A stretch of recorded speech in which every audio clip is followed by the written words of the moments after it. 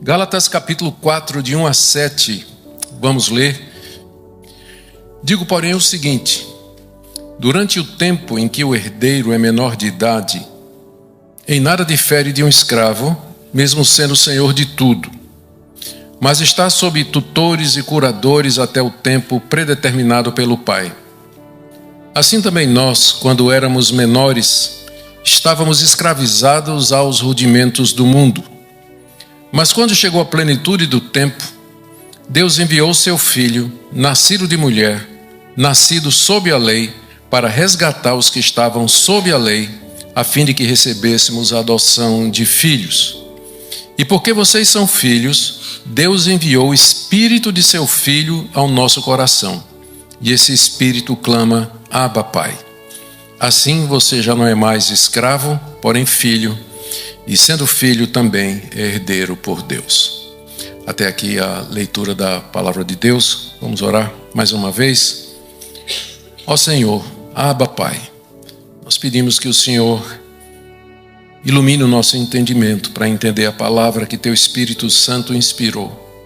E não somente compreendê-la, mas também entender de que maneira ela se aplica a nós. Fala-nos, ó Deus, pela Tua palavra, em nome de Jesus. Amém. Queridos, antes de entrar na exposição do texto, eu queria dar um quadro maior, referencial para a exposição que nós estamos fazendo aqui.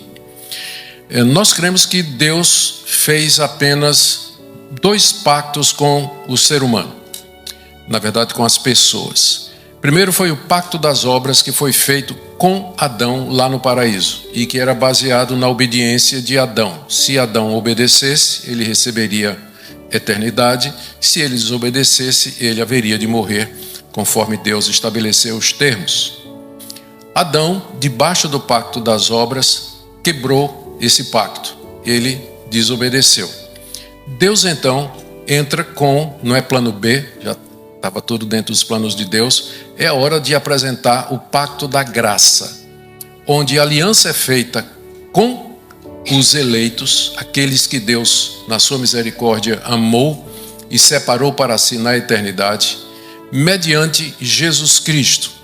No pacto da graça, o nome já está dizendo, a vida eterna é dada gratuitamente com base no sacrifício e no sangue derramado pelo mediador, que é Cristo. Esse pacto vigora de Adão até o dia que o Senhor Jesus retornar e esse mundo como nós o conhecemos terminar. Esse pacto da graça, isso aqui é que é o que pega, muita gente não entende, ele é um só no Antigo e no Novo Testamento. Só que ele é administrado de uma forma antes de Cristo e administrado de outra forma depois de Cristo. Então, antes da vinda de Cristo, que é aquele que foi prometido lá no Jardim do Éden, que viria um descendente da mulher que esmagaria a cabeça da serpente. Então, antes de Cristo vir, a graça de Deus, o pacto da graça, a salvação era administrada debaixo da lei de Moisés, dos sacrifícios, dos sacerdotes, do tabernáculo, a lei civil, a lei cerimonial, enfim, toda essa legislação que Paulo vai chamar de sombras, que a realidade é o que vem em seguida. Depois da vinda de Cristo, esse mesmo pacto, ele é administrado agora com muito mais clareza e simplicidade e intensidade, porque Cristo já veio, já cumpriu as promessas, já obteve aquilo que o Pai havia dito que nós teríamos no Evangelho, e, portanto, é muito mais glorioso do que o pacto, de que a fase anterior. Então, quando Paulo compara a antiga aliança, ou viver debaixo da lei, com a nova aliança, a vida no Espírito, a vida em Cristo, ele está contrastando, na verdade, a maneira de administrar. Porque no Antigo Testamento, antes de Cristo, havia salvação também, e ela era pela graça. Havia luz suficiente no Antigo Testamento para o judeu ser salvo mediante a fé no Messias que haveria de vir. Ele olhava os sacrifícios, ele via o sacerdócio levítico, ele sabia que ele não podia cumprir a lei e ele dependia então da graça de Deus. Só que essa graça era administrada através dos sacrifícios, do sacerdote, do tabernáculo, das festas, da dieta, das leis e tudo mais. Em Cristo essas coisas se cumpriram porque Cristo cumpriu tudo isso por nós. Então a administração na nova aliança é bem mais simples e comparado com a glória da nova aliança, a antiga aliança, que não é a antiga aliança, não é outra, é a mesma, mas celebrada debaixo da lei de Moisés, ela parece menor, ela parece menos gloriosa e assim por diante. Então você precisa ter isso em mente para poder entender por que é que Paulo às vezes fala meio que como se no Antigo Testamento fosse tudo morte, fosse tudo condenação e não tinha salvação. Ele havia sim. O que ele está comparando era a maneira como a salvação era administrada no Antigo Testamento com o que acontece no Novo Testamento. É só assim que a gente vai entender a linguagem dele aqui, quando ele diz que a vida na antiga aliança era como um escravo, sujeito aos rudimentos do mundo, um menino de menor, que está debaixo de tutores e guias, e a nova aliança é já como filho, tomando posse de toda a herança que Deus prometeu para nós. E eu confesso que eu não me lembrava que a carta aos Gálatas era tão complexa. Se eu me lembrasse, eu teria escolhido uma coisinha mais fácil para fazer nas segundas-feiras, né? Mas é extremamente... Parece, porque ela é curta, né? Então parece que é mais simples, por exemplo, do que Romanos. Não é não. Não é não. Então vamos lá. Vamos lembrar o contexto em que ela foi escrita. Ela foi redigida pelo apóstolo Paulo com o objetivo de impedir que os gálatas aderissem à mensagem daqueles pregadores judaizantes. Esses pregadores, eles eram judeus, aparentemente convertidos ao cristianismo, que entendiam que a antiga administração continuava, mesmo depois de Cristo. Ou seja, quem cresce em Cristo tinha que se circuncidar, guardar a lei, a dieta religiosa, o calendário sagrado dos judeus e assim por diante. E eles queriam impor tudo isso aos crentes da Galácia, que nem judeus eram, não eram nem judeus, eram gentios, que é o nome que se dá. E Paulo soube que muitos deles, dos Gálatas, já estavam seguindo a pregação desses mestres. E Paulo, então, não podendo estar presente, ele escreve essa carta.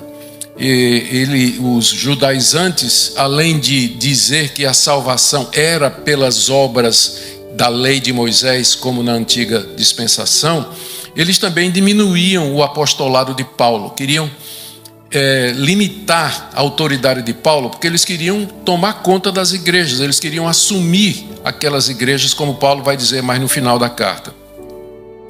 Paulo então escreve mostrando que ele é um apóstolo de Cristo e que a mensagem verdadeira era aquela que ele pregou quando esteve lá, que nós somos salvos pela graça e não por qualquer coisa que nós façamos, que é o sistema da administração na antiga aliança. Consequentemente, os judaizantes eram falsos profetas, a mensagem deles não era de Deus e os gálatas não deviam seguir aquilo que eles estavam ensinando. Se a gente perguntar hoje onde é que isso se encaixaria, eu creio que é muito similar. Você vai encontrar mesmo dentro da cristandade em geral, grupos e movimentos e pastores que vão dizer que sim, nós somos salvos pela fé, nós somos salvos mediante Cristo, mas que você precisa de mais alguma coisa. Você precisa dar o dízimo, fazer promessa, fazer propósito.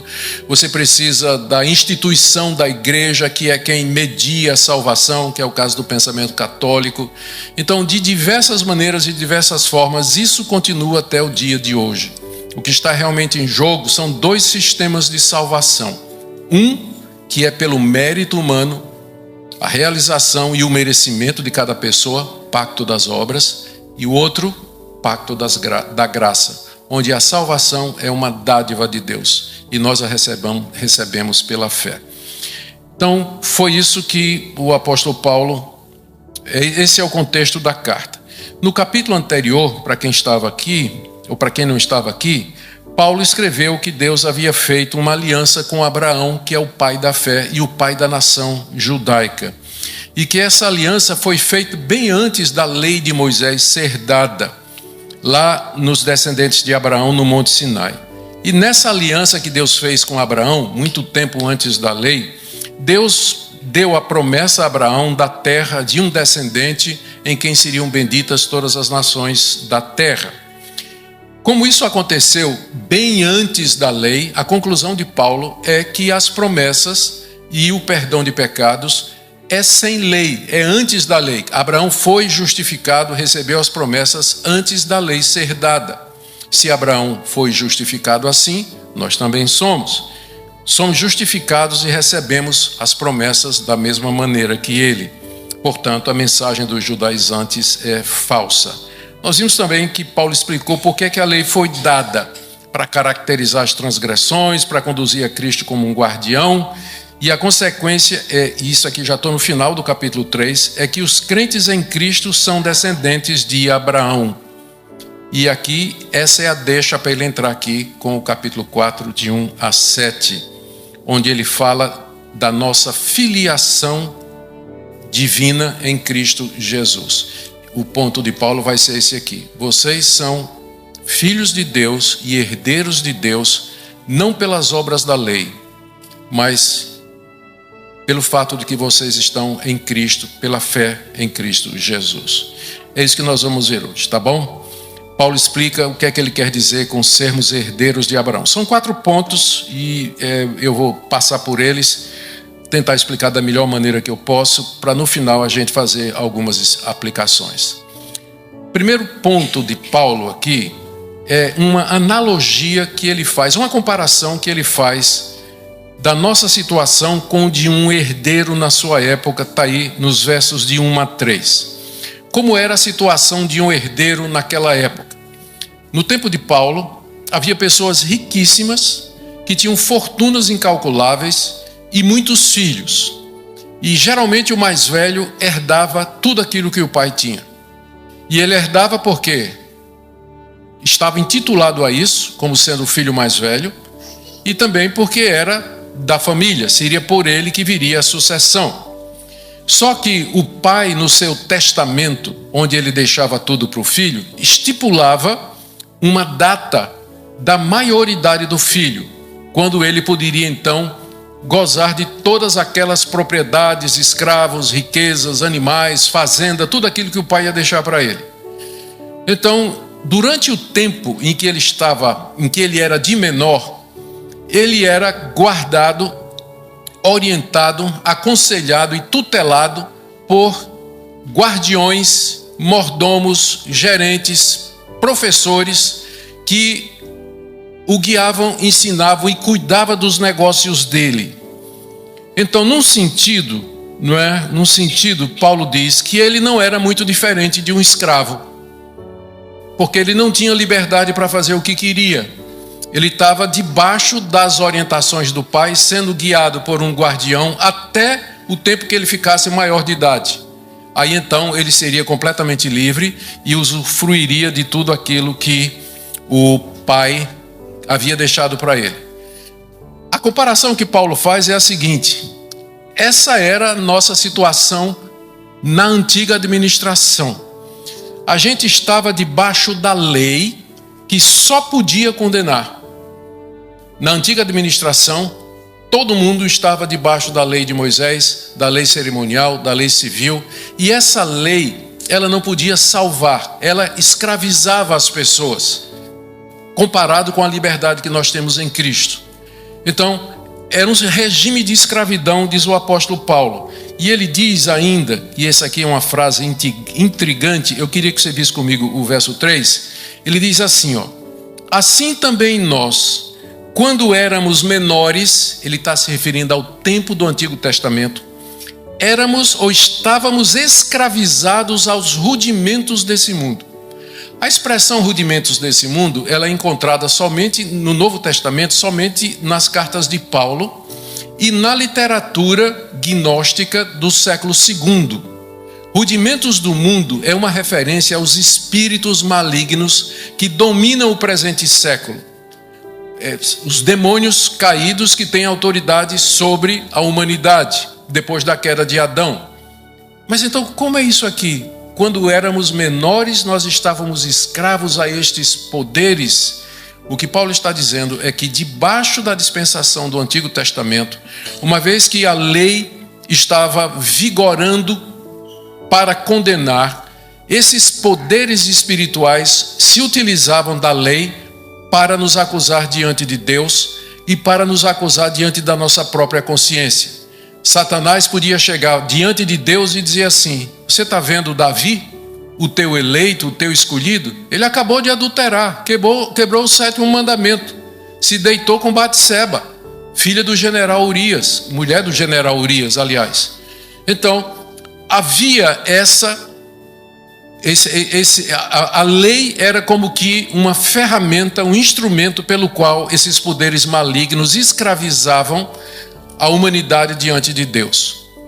Quando a gente era menor, ou seja, quando a gente vivia, quando estávamos debaixo da lei, dentro da administração da aliança, era a mesma coisa de estar escravo dos poderes desse mundo. E a lei não podia libertar. A lei não podia libertar a gente. Mas esse é o primeiro ponto de Paulo, né? Então tá aí, ó. Eu quero ler de novo com vocês de 1 a 3. Eu digo o seguinte: durante o tempo em que o herdeiro é menor de idade, Antigo Testamento, em nada difere de um escravo, mesmo sendo senhor de tudo, mas está sob tutores e curadores até o tempo predeterminado pelo Pai. Tutores e curadores é a lei que governa, que domina e assim por diante.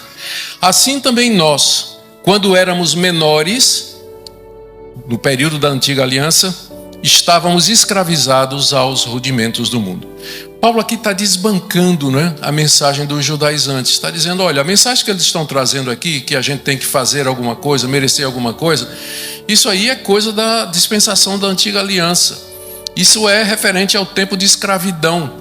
Isso aí dá força e dá base para os poderes malignos nos condenarem e nos escravizarem. Ou seja, é uma mensagem que não tem mais sentido, especialmente diante da vinda do Senhor Jesus.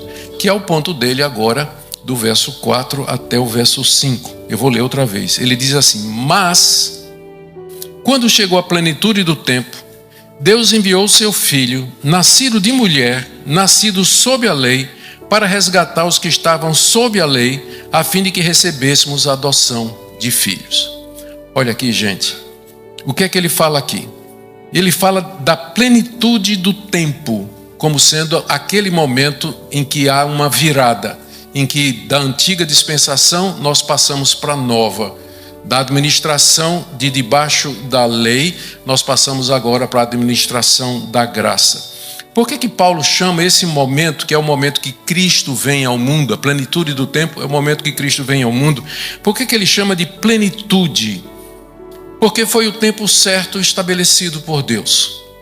Deus podia ter mandado Cristo vir 3 dias depois de Adão ter pecado, mas isso não cumpriria os propósitos dele.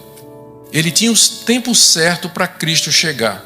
E eu acredito que por várias razões Cristo veio há 2000 anos atrás. Primeiro, foi tempo suficiente para o pecado maturar, para ficar clara a depravação da humanidade.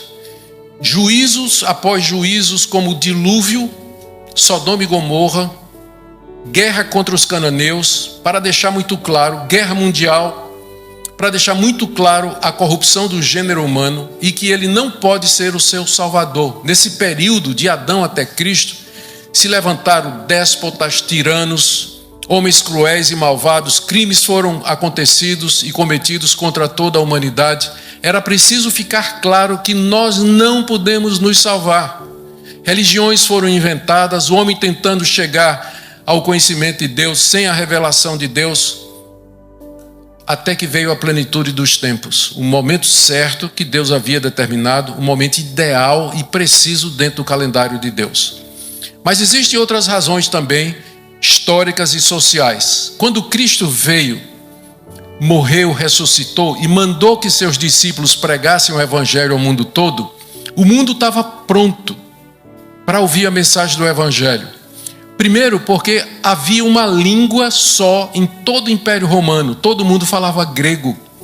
Então, ninguém precisava aprender uma língua. Os primeiros missionários não precisavam nem de tradução e nem precisavam de aprender uma nova língua para pregar o Evangelho entre as nações, porque todo mundo falava grego.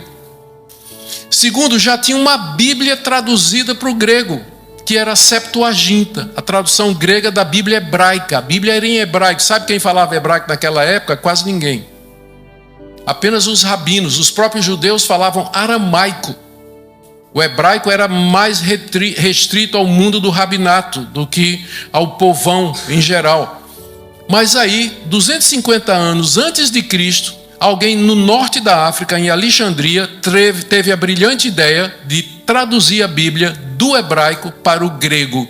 De maneira que quando Paulo vai pregar, ele já tem uma Bíblia na língua dos povos, onde ele vai anunciar o Evangelho.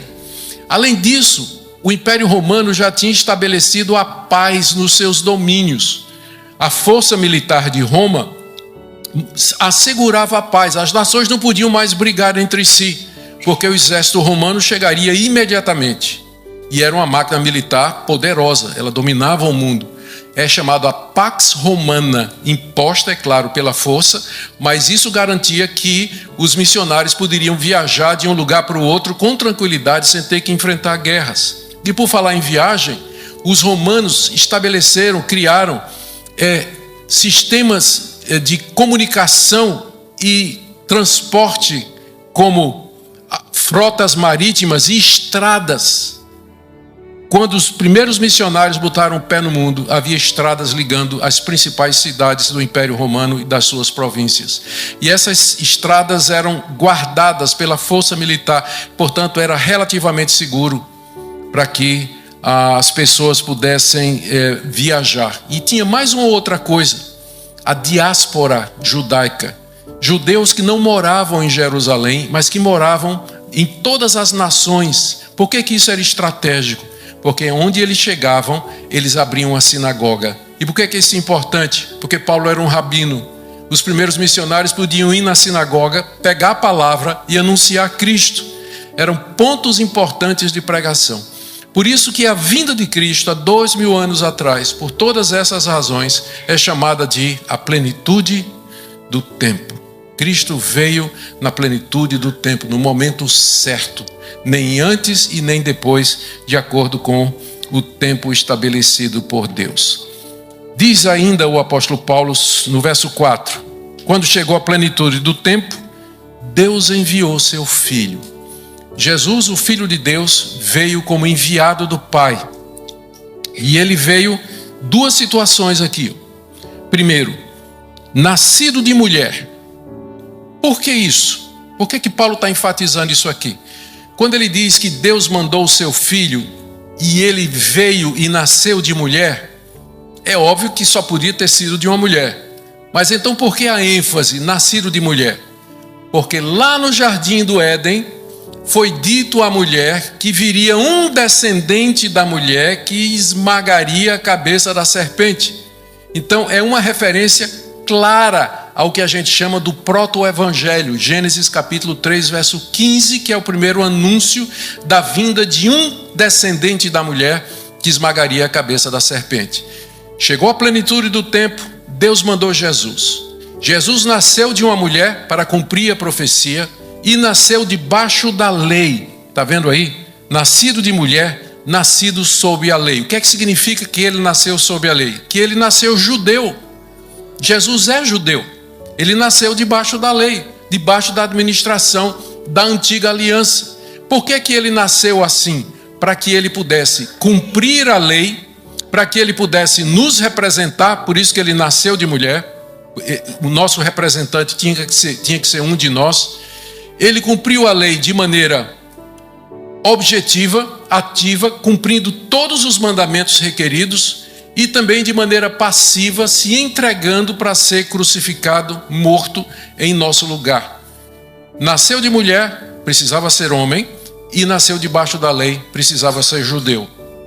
E não somente Debaixo da lei não estava somente os judeus, mas todas as nações estavam incluídas aí, porque todos que nascem nesse mundo, eles já nascem debaixo da lei de Deus. E com isso, veja o final do verso 4, no verso 5, o propósito, ele veio para resgatar os que estavam sob a lei, do herdeiro, tá vendo? Debaixo dos guardiões, a figura foi essa que a gente viu. Ele veio resgatar os que estavam sob a lei. Essa palavra resgatar, ela reflete a prática naquele tempo da compra de um escravo. Um escravo podia juntar dinheiro suficiente para comprar a liberdade dele, era chamada de resgate. Ou então, se você quisesse, você poderia comprar a liberdade de um escravo pagando dinheiro.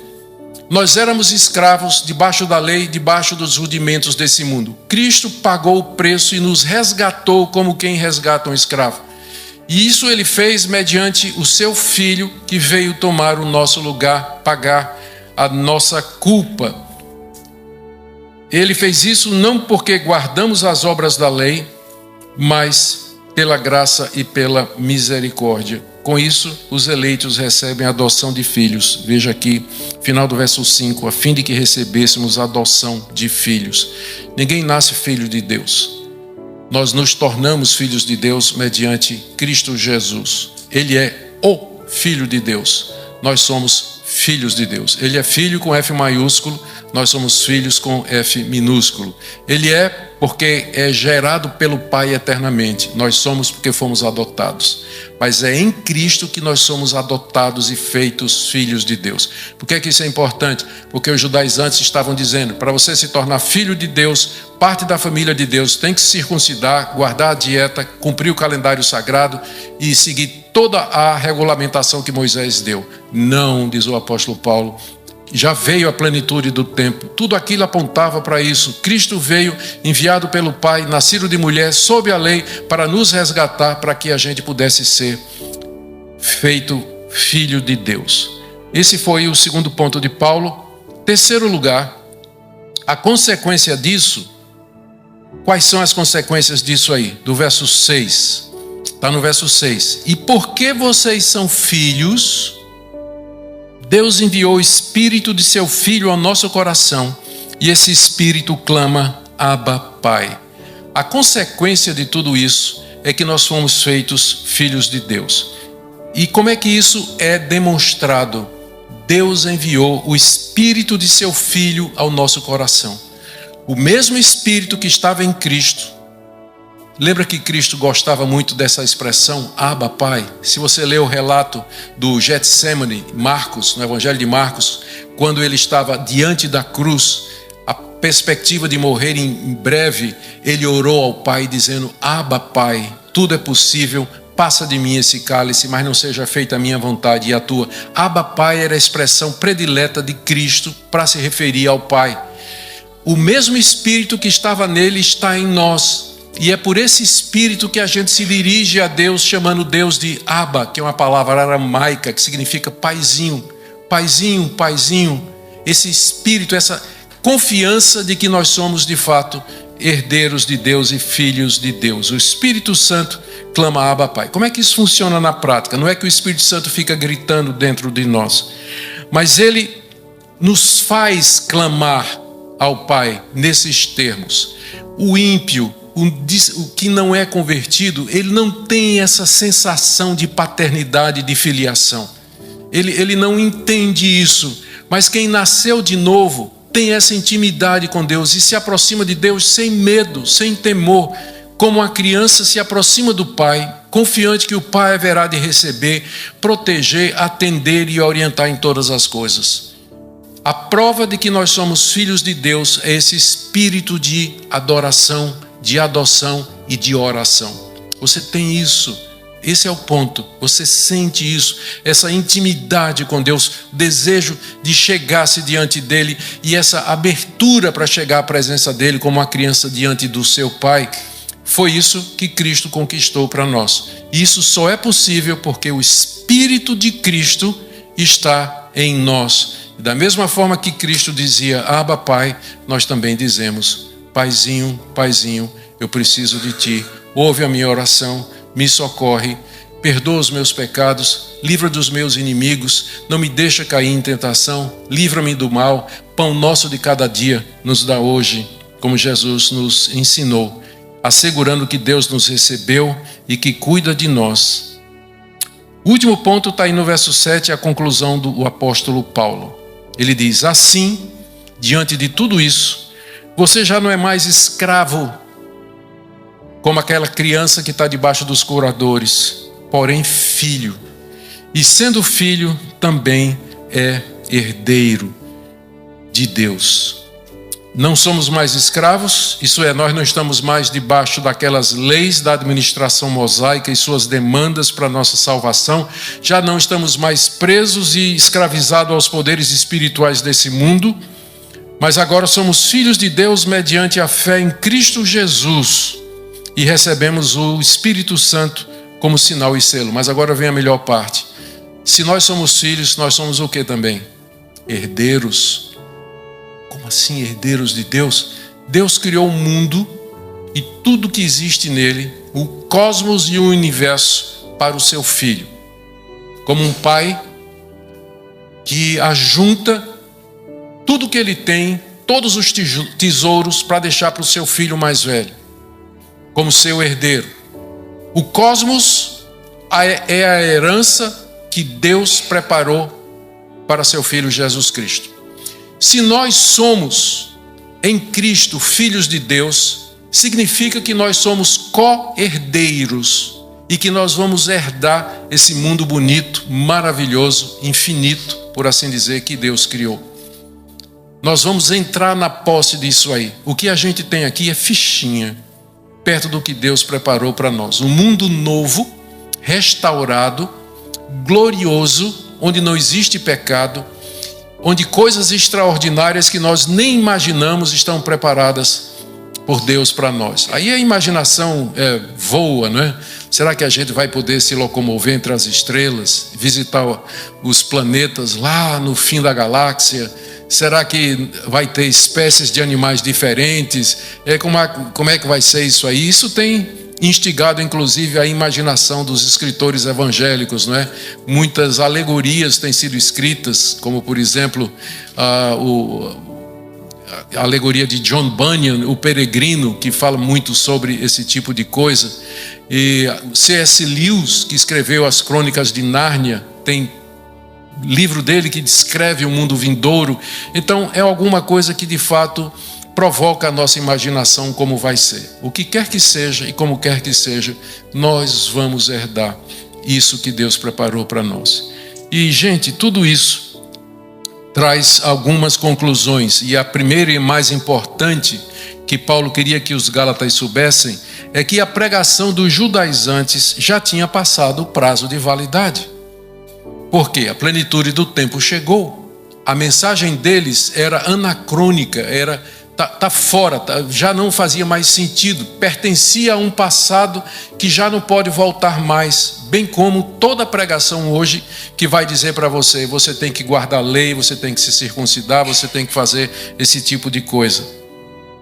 Não vamos nos colocar debaixo de novo de escravidão. Agora eu tenho apenas 7 aplicações, mas eu vou fazer bem rápido porque eu quero tentar guardar o nosso tempo. Primeiro, examine aonde está a sua confiança da vida eterna. Você crê que vai para o céu depois da morte? Em que é que você baseia a sua confiança? Eu tenho uma perguntinha que eu gosto de fazer para as crianças, quando a gente está examinando as crianças para fazer profissão de fé. A pergunta é essa: se você morresse agora, chegasse na porta do céu, batesse lá, Jesus aparecesse e perguntasse a você o que é que você quer, e você dizia assim, eu quero entrar, Jesus ia perguntar, me dê uma razão pela qual eu deveria deixar você entrar. O que é que você responderia? E geralmente, algumas vezes as pessoas dizem, Jesus, eu estou aqui porque eu fiz a tua vontade, eu sou bom, eu mereço. A resposta certa é, o Senhor deveria deixar entrar porque eu creio no Senhor e no Senhor somente como meu Salvador. A sua esperança é essa daí? Examine o coração. Segunda conclusão, rejeite toda mensagem que acrescente requisitos à fé em Cristo Jesus. As seitas não vão negar que a salvação é através de Cristo, mas elas vão dizer, é Cristo mais alguma coisa, Cristo mais o sábado, Cristo mais o dízimo, Cristo mais os santos, Cristo mais qualquer outra coisa que vier depois de Cristo para acrescentar isso aí tem que ser rejeitado por nós. Terceiro, viva a certeza de salvação fundamentada em Cristo Jesus. Quando você tem convicção de que foi perdoado, foi aceito por Deus, o Espírito Santo em você clama, Abba, Pai. Isso ajuda você a minorar os sofrimentos, as angústias do tempo presente, que você sabe que tudo isso é provisório. Quarto lugar, use a liberdade do Evangelho para servir ao próximo. Não use essa liberdade para viver na prática do pecado, porque foi exatamente daí que Cristo lhe resgatou. Mas use a sua liberdade para abençoar outras pessoas e viver para a glória de Deus. E também encontre conforto em saber que você vai herdar o mundo. Você pode não ter nada hoje, né? Pode não ter nada hoje, mas você é herdeiro do mundo, né? Eu gosto da teologia de caminhão. Sabe o que é a teologia traseira de caminhão? De vez em quando eles colocam, isso no Brasil, né? Eles colocam na traseira do caminhão alguns ditados, como por exemplo, na dúvida não ultrapasse. Isso aí é um negócio maravilhoso que vale para tantas situações da vida.